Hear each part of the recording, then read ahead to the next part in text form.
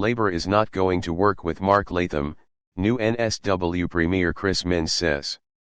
New South Wales Labour government will not work with One Nation leader Mark Latham at all, and will begin a process that could again ban independent MP Gareth Ward from Parliament. With vote counting all but ensuring the new Premier, Chris Minns, will rule in minority, attention has turned to how the new NSW Parliament will manage the re-elected peer. Subscribe our YouTube channel and click our bell icon for new videos. New NSW Parliament will manage the re-elected peer. Minns on Sunday said he would not support any claim by Latham to chair an upper house committee and would not work with One Nation, which holds another 2 seats in that chamber. It comes after Latham refused to apologise for posting a homophobic and graphic tweet about independent MP Alex Greenwich that drew widespread condemnation, including from Conservative commentators and One Nation matriarch Pauline Hanson. He later deleted the tweet. "We're not going to work with him," Minns told 24newsread.blogspot.com.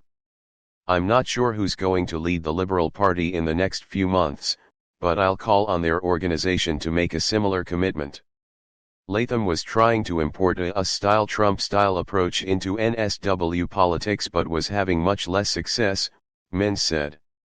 One Nation slightly grew its vote in lower house contests but went backwards from its 2019 result in the upper house, its main avenue to influence. The Parliament was unable to discipline Latham as he had used a loophole allowing him to resign before the state election and run again for election, Labour's upper house leader, Penny Sharp, said on Saturday. Meanwhile, Minns confirmed Labour would try to send the re-elected Gareth Ward to a Parliamentary Privileges Committee, which considers matters of ethical standards. Ward, a former Liberal minister, was re-elected as the independent MP for Kiama while fighting 5 sexual assault charges. The committee would need to consider whether the Parliament was brought into disrepute and the impact of voters choosing to again elect him, Minns said.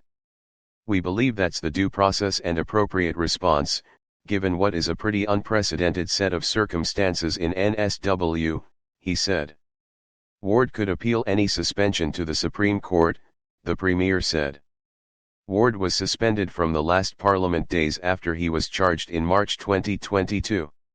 He has since formally pleaded not guilty to all charges and is due to stand trial in the NSW District Court. Ward has consistently maintained his innocence and said in a statement released last week he looked forward to getting back to work.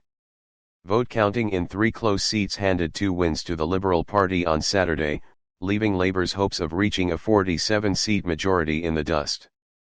Projections show the Liberal Party will retain the Central Coast electorate of Terrigal and the Southwest Sydney seat of Holsworthy, while Liberal Jordan Lane has eked out a 0.25% margin in the Northwest Sydney seat of Ryde, ABC election analyst Anthony Green said on Saturday.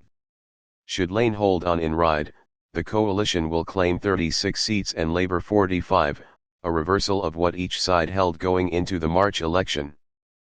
Seat of Holsworthy, while Liberal Jordan Lane has eked out a 0.25% margin in the Northwest Sydney seat of Ryde, ABC election analyst Anthony Green said on Saturday.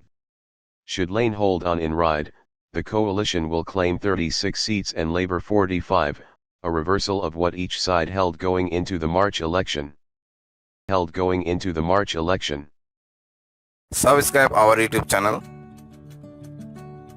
and click our bell icon for new videos.